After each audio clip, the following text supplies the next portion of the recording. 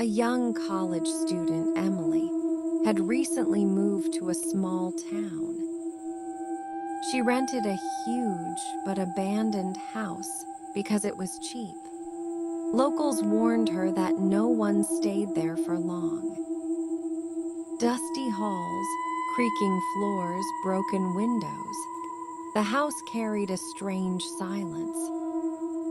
On her second night, while exploring the attic, she discovered a porcelain doll sitting in a rocking chair.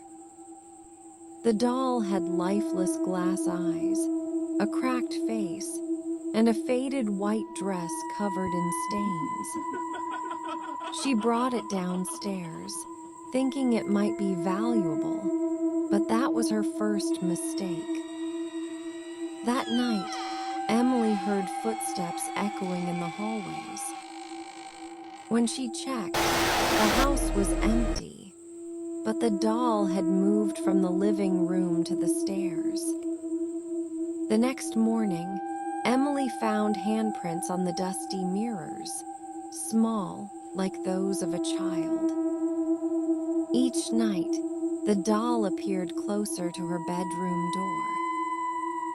Emily tried locking it in the attic, but every time she woke up, it was sitting outside her door, waiting. Emily started having nightmares.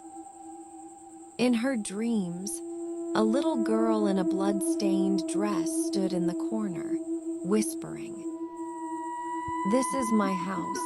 You can't stay here." Emily woke up to see the doll on her bed, its cracked mouth stretched into a smile. She screamed, threw it across the room, but when she turned back, it was sitting upright again. Doors slammed shut, lights flickered, and faint giggles filled the air. Emily realized she was not living alone. The doll carried the spirit of the dead girl who once lived there.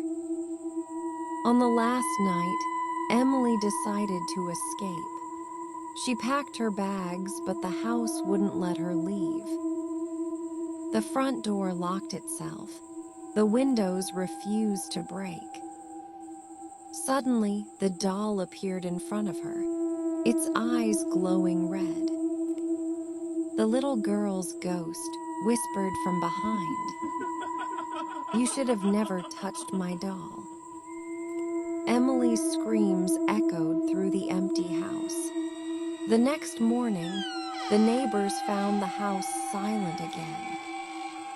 But Emily was gone. Only the doll remained, sitting calmly on the rocking chair, smiling.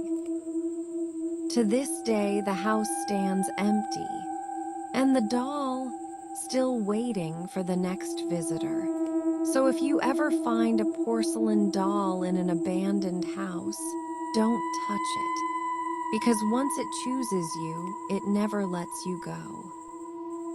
Love stories like this? Subscribe now and don't miss the next one.